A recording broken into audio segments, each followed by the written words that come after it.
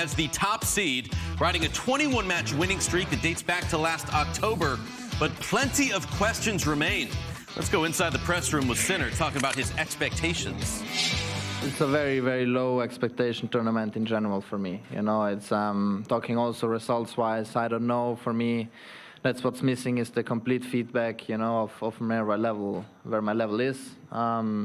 That's gonna come then slowly with the time of playing. You know, after the first round match, I'm gonna have a good, you know, picture of myself where I am at. For me, what's most important is the race, you know, the race to Turin, which gives you a bigger picture of how players play, you know, in that moment. And now I'm happy in the position I am, but I would be happy even if I'm 3 or 4 in the world, to be honest. I'm just happy to be back here. I'm happy to play again in front of the fans.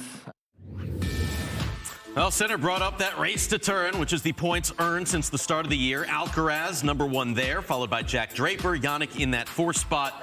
Andy, as a player, did you think more about the rankings or the race?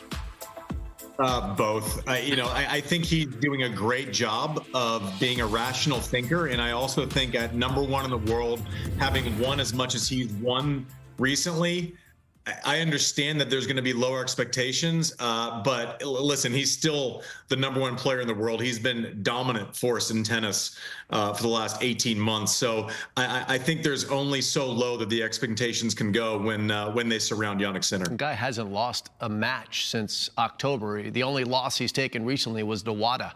So we'll see what he comes back with, but I have no reason to think that his level is not going to be where he'll need it to be given a couple of matches. He'll be vulnerable, I would think, in the first couple of matches, though. Do you believe that he has low expectations? I believe he's managing everyone else's expectations. I'm sure he expects a lot from himself, but I think when you're in a press conference, you should not expect pure honesty from the players. They're protecting themselves, they're protecting their feelings and making sure that when they go to the match, there's not going to be a big fury around it. If he comes out and says, no, I expect to win this tournament, people are going to start taking shots at him saying he's too arrogant. So this is about managing the overall situation. That's what these guys are doing in the press conferences, if they're doing it the right way, which he was. Andy, how do you expect his timing, his fitness, and all that to be not hitting a tennis ball in a match situation in over 3 months? A little off. You know, first rounds are always difficult, even if you've been playing regularly. I mean, it's not going to be perfect from the word go. And if it is the first round, there's going to be a tough moment in the second round where it's not like riding a bike for the first time in a long time. But I don't know that it's like the expectation level drops for anyone else. I just think there are more questions than there have been surrounding him. You know, so it's not going to be perfect, and it's going to feed off of adrenaline. But there are going to be moments in this tournament where it doesn't look like the perfect version of Jannik Sinner that we saw in the Australian Open, that we saw in year-end finals, that we saw at the U.S. Open last year. So, yeah, it might be imperfect, but he's still been, you know, so much better by a decent margin than 95% of the tour for an extended period of time now. So even if that drops, he's still one of the best players on the planet right now. I don't care if he hasn't played in 3 months. Yeah, he's still the only man to win a Grand Slam this year as well. Let's take a look at his projected road to the final at the Italian Open. Starts with either the world #99 Mariano Navone or the 18-year-old Italian wildcard Federico Sina. Jim. Yeah, that's a pretty nice entry back into this high-level competition. He could have had a more awkward matchup where he faced someone like a Pechi Pericard, which would make it more about the nerves than about rhythm. So that's a good match to get started into rhythm. But after that, the draw god said, let's give it to him. Davidovich-Fokina has been so good this season. What about Cerundolo? If he gets past Tiafoe, that's who it likely faced.